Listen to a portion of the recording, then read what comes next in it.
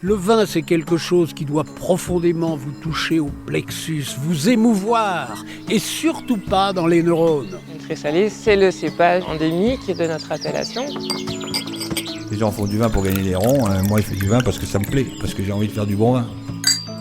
La terre d'ici, ça s'appelle du poudingue. La biodynamie, ça n'est pas une recette, c'est une conviction profonde qui doit vous conduire. Au cœur des vignes, le podcast de Mediavino. Olivier Soler est directeur du syndicat des producteurs de créments d'Alsace. Dans ce podcast, il revient avec nous sur l'histoire de la bulle alsacienne, les enjeux qui traversent aujourd'hui la première région productrice de créments et les perspectives qui s'ouvrent pour cette appellation en plein essor. Un échange pour comprendre d'où viennent les créments d'Alsace et où ils vont. Créments d'Alsace, Olivier Soler, l'essor d'une appellation.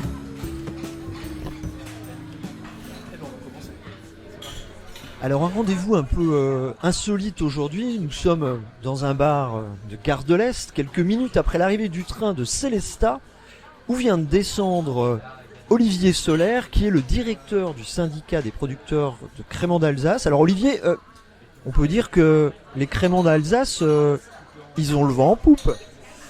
Le crément d'Alsace, effectivement, est né en 1976, va fêter ses 50 ans l'année prochaine, en 2026. Et aujourd'hui, nous franchissons depuis quelques années la barre des 40 millions de cols commercialisés annuellement. Alors nous sommes particulièrement fiers de cette performance.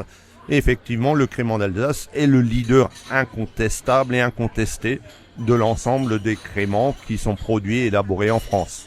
Alors j'ai lu un chiffre qui mentionnait qu'entre 2023 et 2024, il y a eu une augmentation de plus de 40% de la vente, de la production. Est-ce que vous pouvez me préciser un peu tout ça ? Alors effectivement, le crément d'Alsace a souffert, non pas ces 3-4 dernières années, mais un peu avant, d'un manque de matières premières finalement. Parce que ça fait longtemps que nous nous attendions à atteindre cette barre symbolique des 40 millions de bouteilles vendues annuellement. Mais pour pouvoir les vendre, il faut les avoir produits préalablement.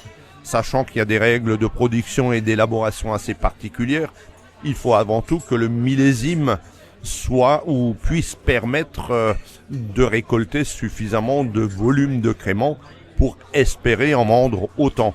Et c'est vrai que les derniers millésimes ont été assez généreux en termes de production et nous pouvons aujourd'hui atteindre ces chiffres grâce à Dame Nature d'une part.